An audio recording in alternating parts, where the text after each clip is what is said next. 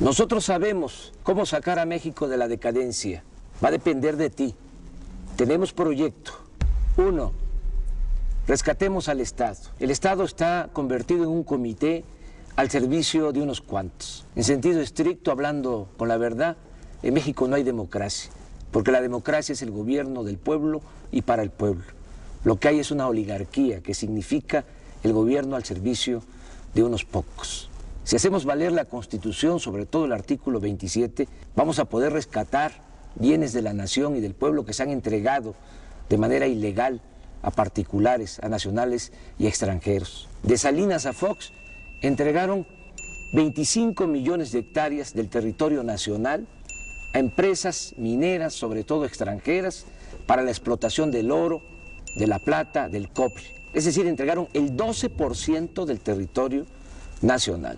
México tiene 200 millones de hectáreas. Lo que concesionaron pues es del tamaño del estado de Chihuahua, que es el estado con más territorio en nuestro país, tiene 25 millones de hectáreas. Se llevan todas estas riquezas, no dejan beneficios, contaminan, pagan salarios de hambre. ¿Sabes cuánto pagan de impuestos las empresas mineras extranjeras? 5 pesos por hectárea al año. Por eso necesitamos rescatar los bienes de la nación, los bienes que son del pueblo, que esas riquezas se distribuyan con justicia, que no se queden, como ha venido sucediendo, en unas cuantas manos. 2, democratizar los medios de comunicación. El 75% de los mexicanos se va formando una opinión sobre la realidad nacional a través de lo que se les dice en la televisión. Y resulta que la televisión está concentrada en unas cuantas manos, en unas cuantas personas. Televisa está en manos de Roberto Hernández, de Balleres, Claudio X González, del Consejo Coordinador Empresarial, el que participó en la guerra sucia en contra de nosotros en el 2006. Germán Larrea, el de la Minera México. Es presidente del Consejo de Administración de Televisa, Pedro Aspe, secretario de Hacienda de Salinas, además de Azcárraga. Son los dueños de Televisa. En fin, los que tienen más poder económico son los dueños de la televisora más influyente en este país. Ellos son los que realmente mandan en el país. ¿Cómo se apoya esta oligarquía para hacer sus fechorías, para cometer todas esas atrocidades que han llevado a la destrucción a nuestro país, que llevan al empobrecimiento del pueblo? Pues se apoyan porque tienen el control de los medios de comunicación, no dominan con el ejército. La oligarquía no necesita usar la fuerza bruta, tienen el control de los medios de comunicación, tripulan la mente, tripulan el pensamiento de millones de mexicanos. Por eso hace falta que haya competencia, democratizar los medios de comunicación para que se escuchen todas las voces y de esta manera pues se tenga un mejor criterio. Hay muchas cosas que los ciudadanos no saben. Por ejemplo, han echado a andar toda una guerra sucia desde hace bastante tiempo, desde el desafuero en contra de nosotros para desprestigiarnos. Están empeñados en destruirnos políticamente, al mismo tiempo que ahora ya están proyectando a Peña Nieto, que va a ser el candidato de Televisa a la presidencia de la República. Ya la oligarquía tiene candidato, Salinas de Gortari es el jefe de campaña de Peña Nieto y Televisa la encargada de la propaganda, al mismo tiempo que a nosotros nos están haciendo a un lado y además nos atacan un día sí y el otro también. 3, crear una nueva economía. Ya está más que demostrado que la actual política económica no funciona. La han venido imponiendo desde hace 27 años. Claro, funciona para los potentados, funciona para la oligarquía.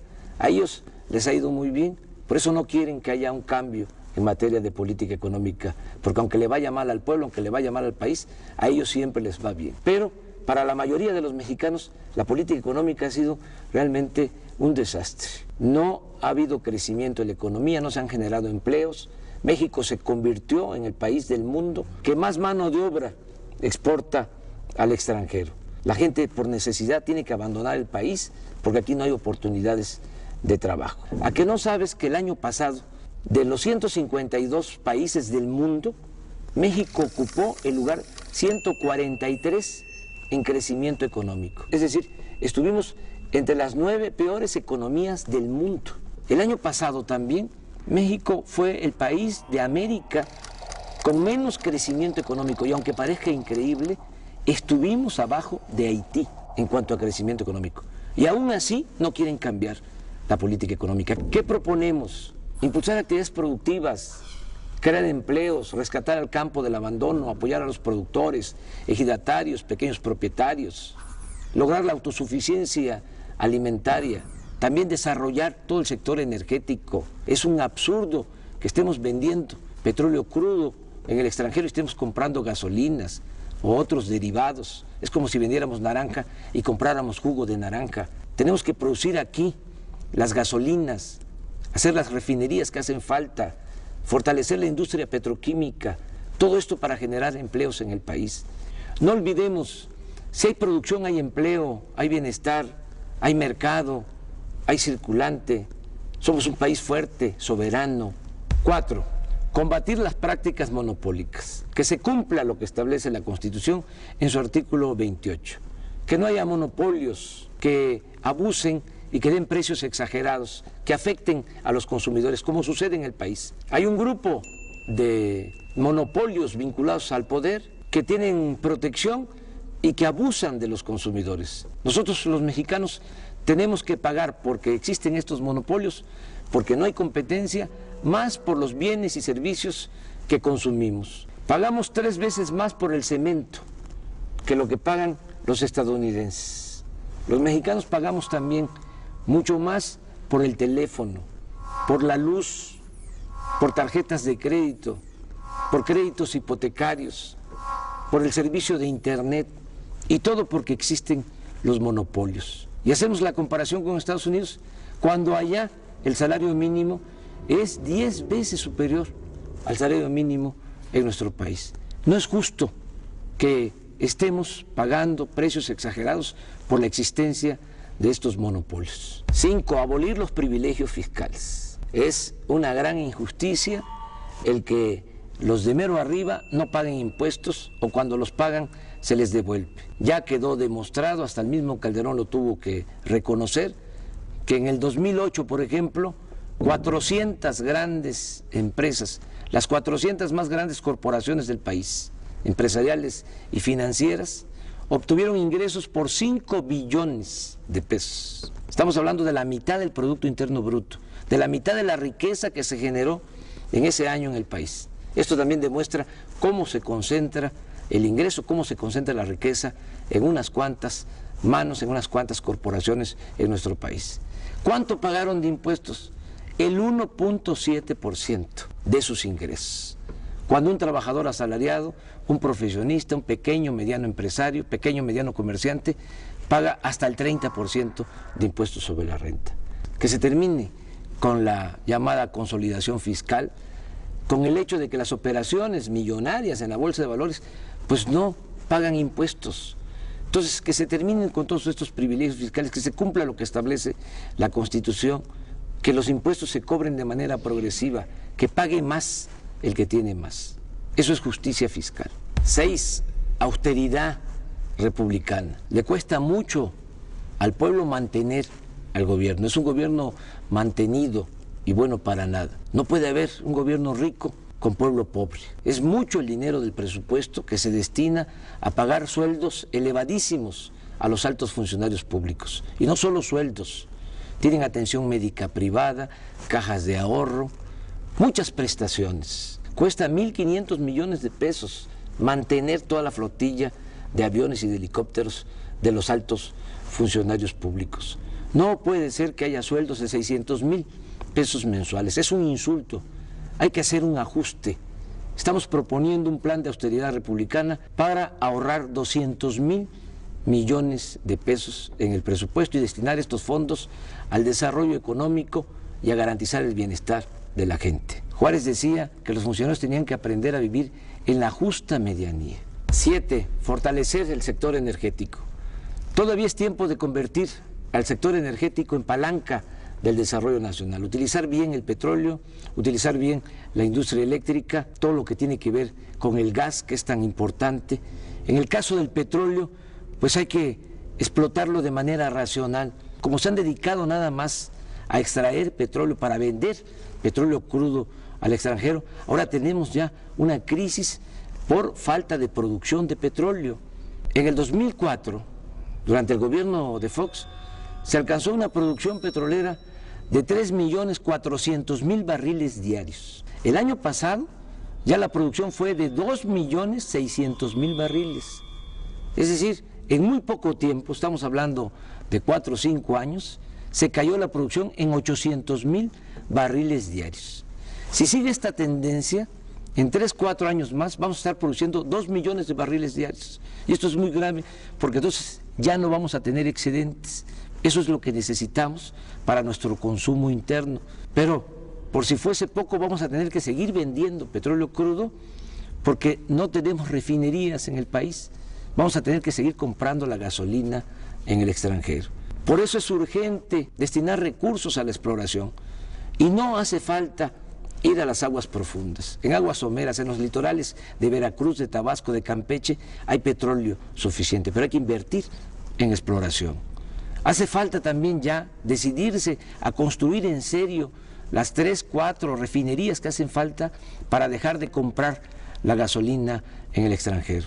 Por nuestro movimiento se vio obligado el gobierno usurpador a decir que iban a construir una refinería. Ojalá y me equivoque, pero va a terminar el sexenio y no van a pegar un ladrillo. Son muy ineficientes, además no les importa el desarrollo de nuestro país. A ellos lo que les interesa son los negocios. En Pemex hay una gran corrupción y todo eso se tiene que terminar. Lo mismo en el caso de la industria eléctrica.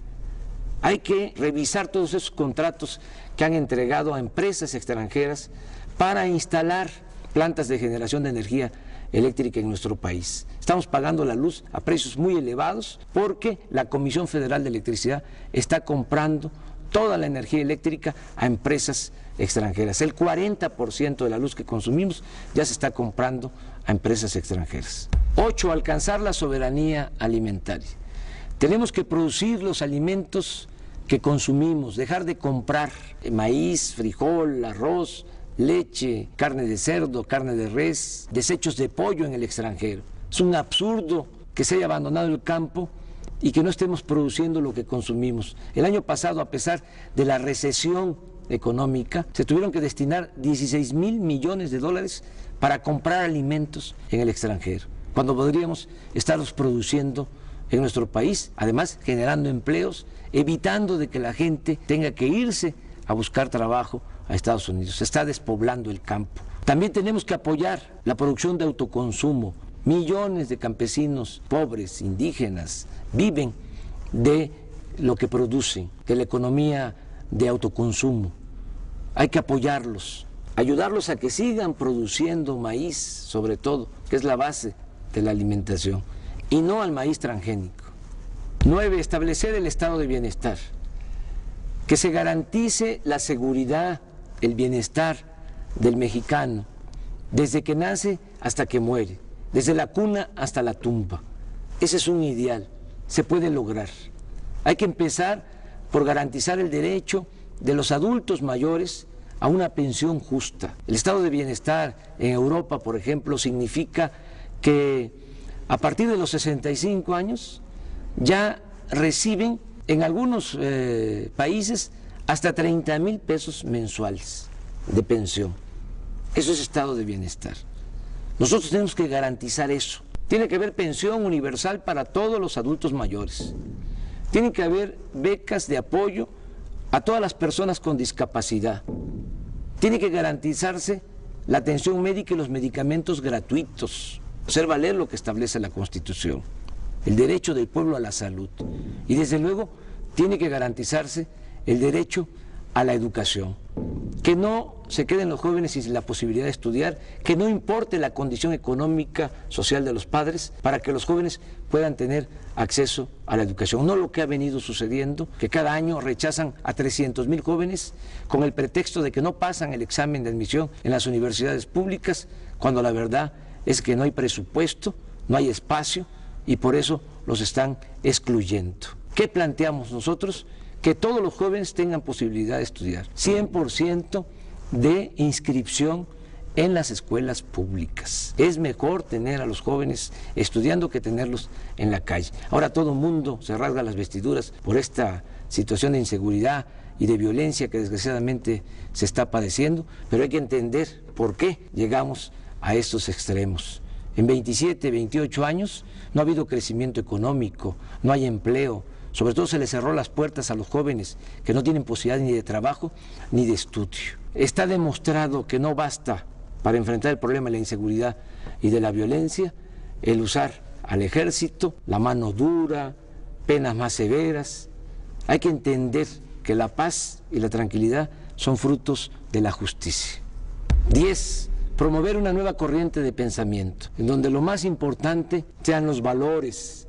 Esta crisis que estamos padeciendo, esta decadencia, no es nada más económica, política, social, es también de pérdida de valores. Por eso hay que impulsar un nuevo estilo de vida, en donde la mujer, el hombre, valgan por su trabajo, por su generosidad, valgan por sus acciones solidarias, fraternas, no como lo que sucede actualmente, que solo vale el que tiene, y el dinero siempre se impone, siempre aplasta, siempre domina a la dignidad, a los principios. Afortunadamente, en el México profundo, en nuestro pueblo, hay muchos valores que hay que exaltar, hay que recoger todos esos valores, toda esa reserva de valores que hay en nuestro pueblo para regenerar la vida pública en nuestro país. Abajo no hay odio, abajo no hay codicia, eso tiene que ver más con lo que han venido induciendo últimamente. Y tenemos que recordar que la felicidad no es solo acumular riquezas, no solo es acumular bienes materiales, la felicidad es estar bien con uno mismo, estar bien con nuestras conciencias y sobre todo estar bien con el prójimo. A pesar de la tragedia nacional, no nos desanimemos. Si hay salidas, no caigamos en la desesperanza. Sí podemos sacar adelante a nuestro país, sí podemos sacar adelante a nuestro pueblo. Tenemos proyecto para sacar adelante a México. Depende de ti. Y recuerda, solo el pueblo puede salvar al pueblo.